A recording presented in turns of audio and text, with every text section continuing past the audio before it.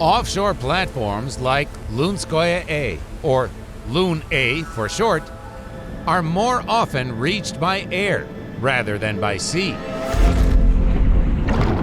Incidentally, you will simply not be admitted on board a helicopter unless you first complete specialized helicopter underwater escape training. After all, takeoff and landing are considered quite dangerous.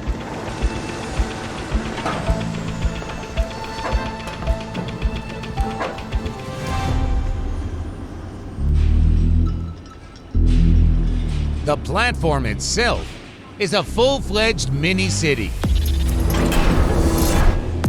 Even after a week, you still lose your way around these tangled corridors, stairs, levels, and rooms.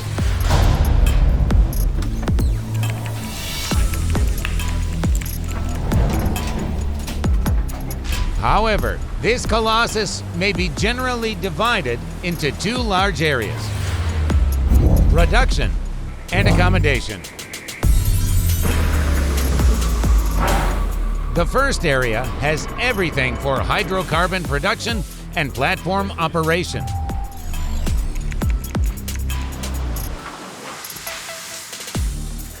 The second offers everything for comfortable living: cabins, leisure, meals, fast internet.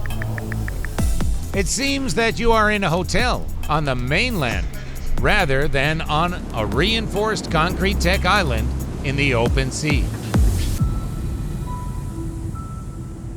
On a sunny day, it seems like a stone's throw from the shore, but this feeling is misleading. In fact, it's 14 kilometers to the Sakhalin shore, and the distance from the highest platform point to the seabed is 152 meters, higher than the Great Pyramid, higher than Europe's tallest Ferris wheel, and just a bit shorter than the famous Shukhov Tower in Moscow.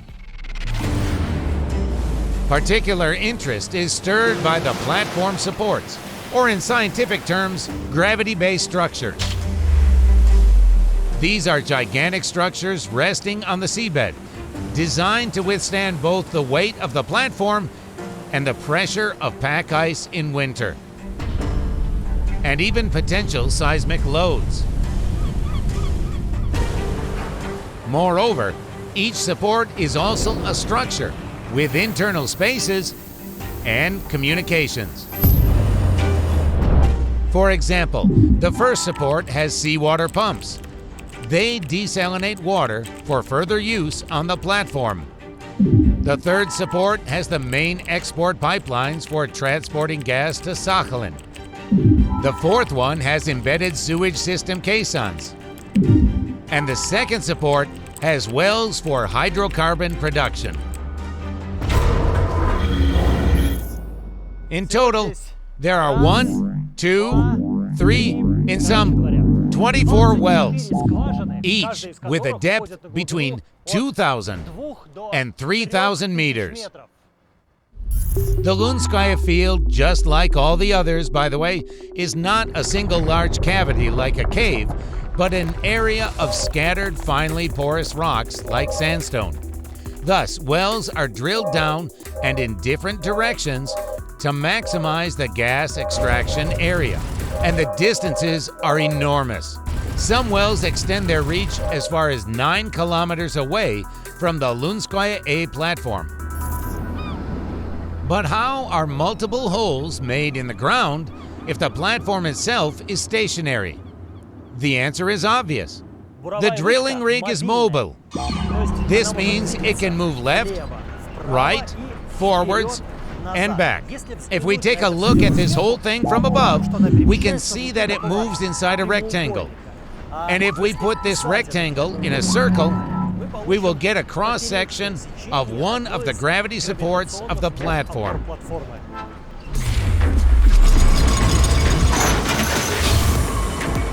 Drilling is ultimately a high-tech process. It is fully or almost fully automated.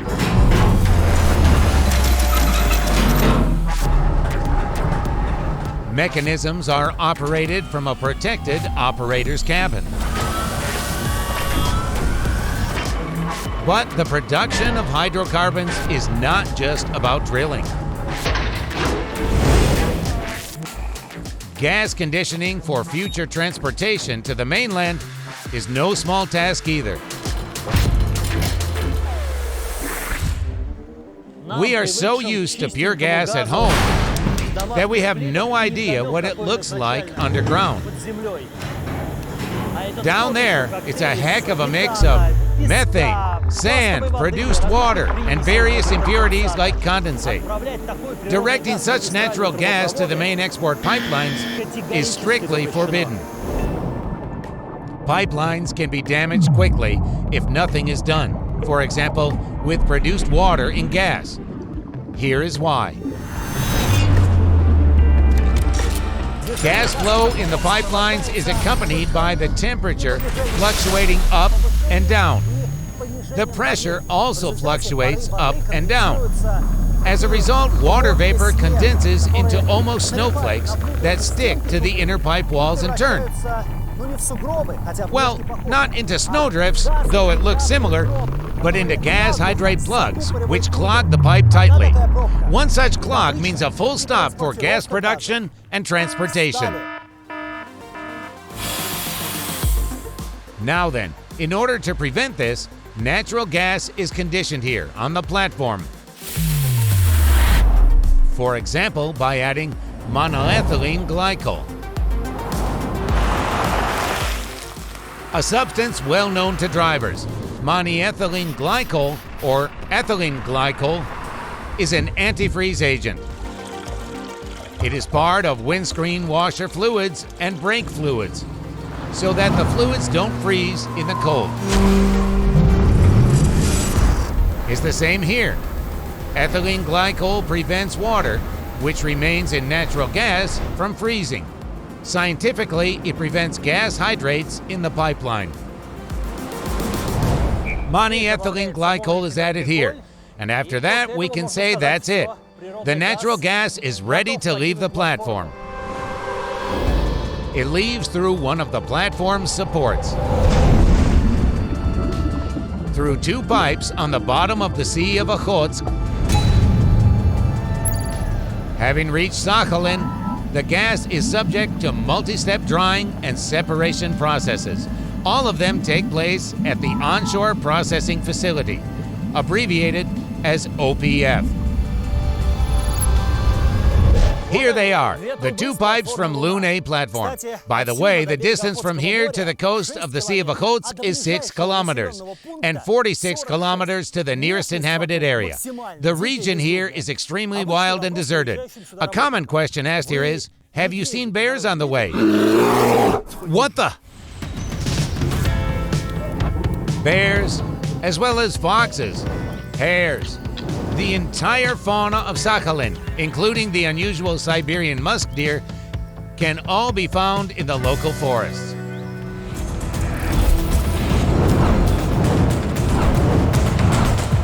Built in such a place in just 4 years, the facility is a perfect example that the sky is the limit for people. Here's why. Nowadays, we can see what is practically a city, but initially there was just ordinary Sakhalin terrain here. Rather flat, hilly plain with abundant rivers, streams, and swamps, and of course no infrastructure at all. Not even any dirt roads, tap water, heating, or housing. Nothing at all. How can we visualize the tremendous human input in this facility? Quite simply, we just have to look at what was then and what is now.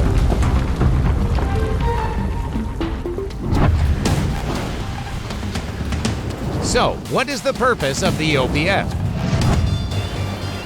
We remember that gas and oil leave platforms and reach the mainland almost unchanged.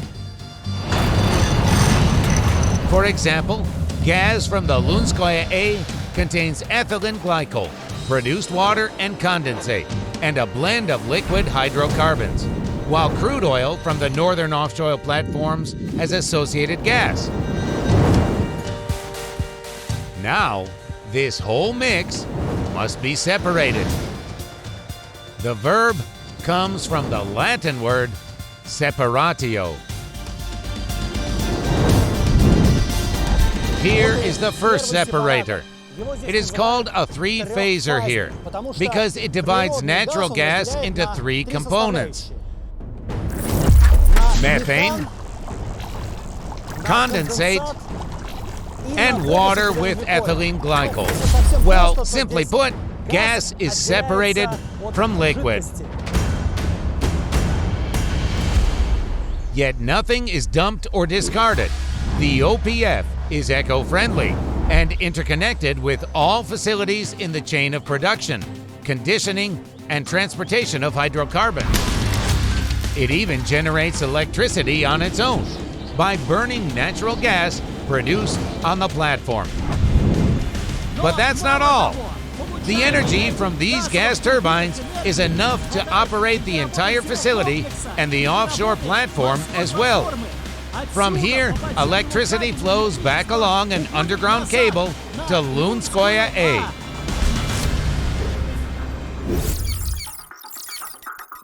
This is an operations diagram of the whole OPF complex.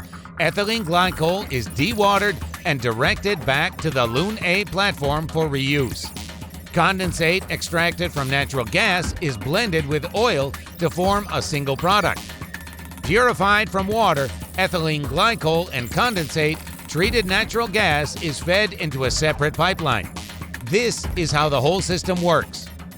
But there's a catch.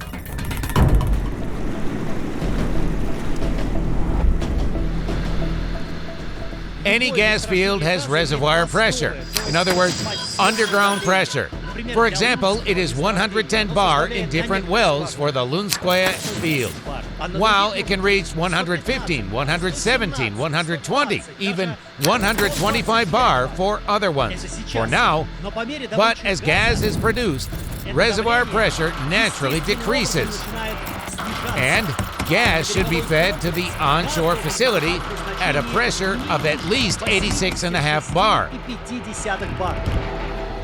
What do we do in this case? The answer is to build another facility, an OPFC, compression station. It will be integrated into the OPF. This is the very place where the compression station is connected to the onshore processing facility by its main pipelines. That is, currently natural gas is supplied this way, directly to the OPF. And after the commissioning of the OPF compression station, the flow will be like this, getting the necessary pressure from the compression station compressors and then returning here and then to the onshore processing facility. At the heart of the OPF compression station are powerful gas compressor units. They will compensate for the drop in Lunskoye gas pressure. Literally, as the name of the station implies, compress it. In very simple words, the purpose of the OPF and the OPF compression station can be conveyed in three words: separate, compress, and feed.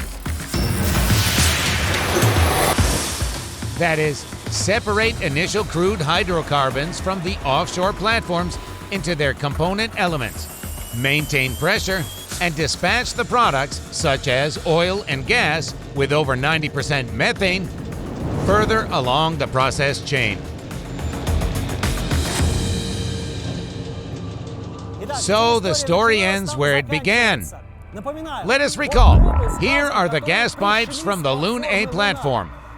There is an oil and gas pipeline from the northern offshore platforms of Sakhalin. This is what is fed to the OPF. And literally a few meters away, there's the outlet. A pipe with oil to which condensate was added here, and a big yellow gas pipe. Well, Godspeed.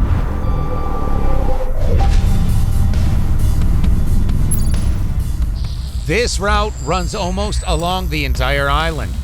Approximately in the middle, the Trans-Sakhalin pipeline system passes through the booster station. Its purpose is similar to that of the OPF compression station, to maintain gas pressure up to the final destination, the Prigorodnaya production complex.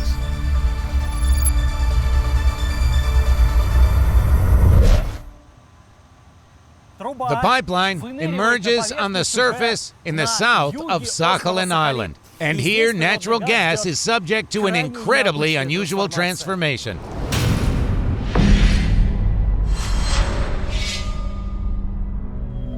This complex was built on the coast of a bay with a melodious name, Aniva. Whether you like it or not, rhythm is in the air. The scenery is truly stunning.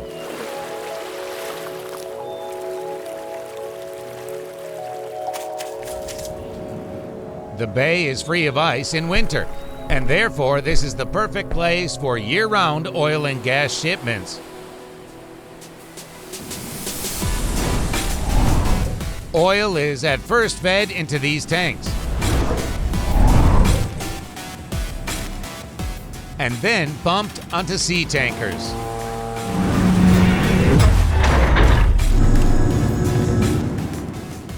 Yet methane will have to pass 2 more tests before shipment. Pressure and temperature tests. Methane changes its physical state here. In brief, at the plant inlet, it is still in its usual gaseous state, while at the outlet, it takes on a very unusual and very cold liquid form, LNG in scientific terms. The fact is that natural gas in its liquid state takes up about 1/600th the volume.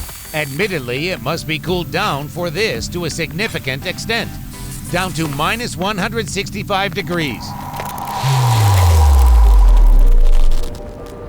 Naturally, there are no such temperatures on Earth. The lowest value ever recorded was in Antarctica in 2010, minus 98 degrees. Climatologists say it might drop to minus 100 in deeper areas. However, that is not enough to liquefy gas.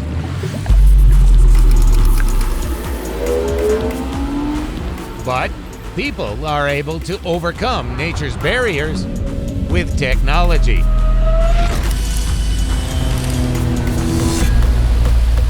Day and night, this plant does what the climate of our planet is unable to do. It cools methane down to a cryogenic temperature at an industrial scale, making it liquid, and thereby reducing its volume.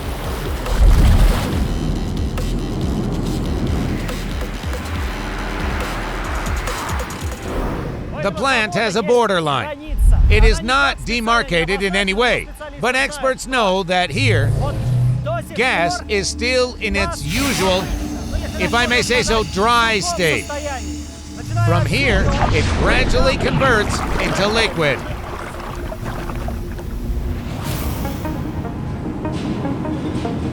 A logical question is, why do we need all this? Colossal energy input, formidable technology, enormous volumes of liquefied gas. Why? The answer is simple. Logistics and economy. The more hydrocarbons one vessel can carry, the cheaper it is to transport. Methane gas compressed to 1/600th its original volume is very lucrative for shipping. This trick will not work with oil. It's almost impossible to reduce its volume by compression.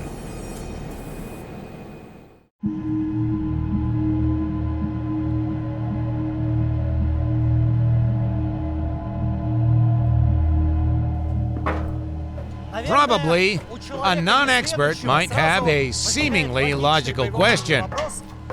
Where is the very place where gas turns into a liquid? The answer is so short that it may surprise everyone. There is no such place. The whole process is stepwise. First, air cooling with fans. The temperature of the methane falls. Then it is passed through the cooling units step by step. The temperature of the methane falls. More and more. And stop. Now comes the tricky part. If the coolant cools the methane, what cools the coolant? The most common way to achieve low temperatures is the same. For large cryogenic plants, and let's say for your refrigerator or air conditioner. This is when gas is compressed and passes through a flow resistor in the pipeline. A choke. In other words, through a narrow hole. After passing through the choke, the gas expands quickly and its temperature decreases.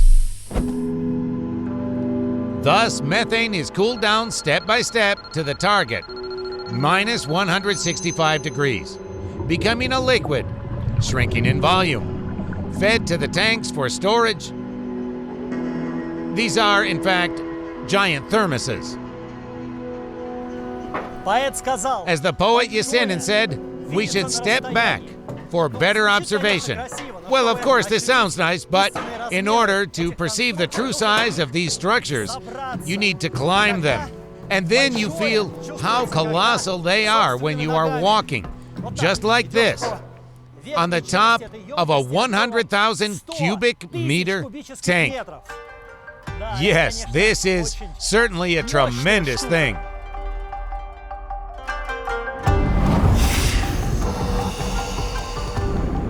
Afterwards, the liquefied natural gas just sits and literally waits on the weather until it is time for the final step. This 805-meter jetty is sometimes called the last link in the LNG chain. Well, it is more like an arterial road, with a very unusual vessel at the end, one that carries gas, a gas carrier. Gas carriers arrive at the Prigorодnoye production complex on average 15 times per month. And here is a question. What are these huge white spheres on the gas carrier? Well, it's clear they contain liquefied gas. Why are they shaped so? In fact, it is simple. A sphere is an efficient volumetric shape. Moreover, during sea shipment, the methane remains in a liquid, that is, supercooled state. So each gas carrier tank has powerful heat insulation. Right angles could reduce their effectiveness. Though, to tell the truth, there are different types of gas carriers. For example, some have tanks integrated into the enclosure. These are called membrane tanks. They also carry LNG to the Prigorодnoye production complex. And now, the final question. Why such a large effort? Such a lengthy route for carbohydrates, through thick ground and deep water up to the platform, along pipelines to the coast of Sakhalin, extremely complex drying and separation processes, transportation throughout the entire island, and a no less labor-intensive cooling and liquefying process. What for? Essentially, all this is for energy liberation. For millions of years, it has been accumulated underwater and underground. And now, on board one of the many special tankers and gas carriers, it can be transported to, well, almost anywhere. The oceans cover over 70% of the Earth. But if water used to be a barrier to hydrocarbon extraction, now it facilitates hydrocarbon transportation to people all over the world for warmth and comfort.